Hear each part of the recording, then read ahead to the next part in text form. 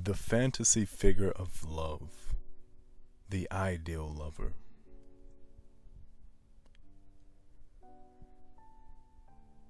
The ideal lover reflects your fantasy, an artist in creating the illusion you require. Most people have dreams. In their youth, they get shattered or worn down with age. They find themselves disappointed by people, events, reality, which cannot match their youthful ideals. Ideal lovers thrive on people's broken dreams, which become lifelong fantasies. You long for romance, adventure, lofty spiritual communion. The ideal lover conjures up your deepest fantasies. Casanova was perhaps the most successful seducer in history. His method was simple. On meeting a woman, he would study her, apply the mirror effect, find out what was missing in her life, then provide it. What's missing in her life? Adventure and romance, danger and rebellion, someone who would sacrifice time and comfort to have her. A need for novelty, friendship, lofty ideals, serious conversation. A man of breeding and generosity who would treat her like a lady, suffering and torment because her life was too easy. Maybe to feel truly alive and to have something real to confess, she needs to sin. In each case, Casanova adapted himself to the woman's ideals, bringing her fantasy to life.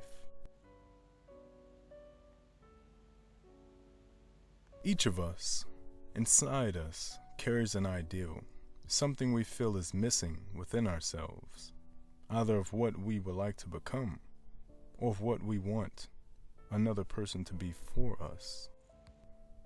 This ideal goes back to our early childhood, to what we once felt was missing in our lives, what others did not give to us, what we could not give to ourselves. If another person seems to have that ideal quality, or to have the ability to bring it out in us, we fall in love. Often, the ideal is expressed in contradiction. The key is the ability to observe, not on your target's words and conscious behavior. Focus on the subtle tone of their voice, gestures, eyes that blush. Appeal only to people's physical side, as many amateur seducers do, and they will resent you. Instead, appeal to their better selves, to the higher standard of beauty.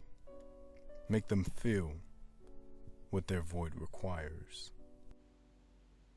This role calls forth a sense of absolute devotion. You will have to focus intensely on the other person, fathom what she is missing, what he is disappointed by.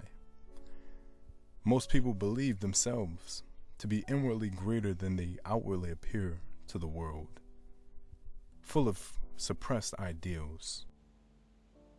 They could be artists, thinkers, leaders, spiritual figures, but the world has crushed them, denied them the chance to let their abilities flourish. The key is ambiguity. Hint at something for them to aspire to. Reveal your faith in some untapped potential you see in them. Ideal lovers seduce people by appealing to their higher selves, to something lost from their childhood. Politicians can apply this skill on a mass scale. Politicians can also gain seductive power by digging into a country's past, bringing images and ideals that have been abandoned or repressed back to the surface. They only need the symbol.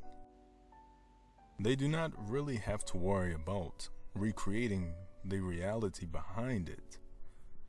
The good feelings they stir up are enough to ensure a positive response. The fantasy figure of love.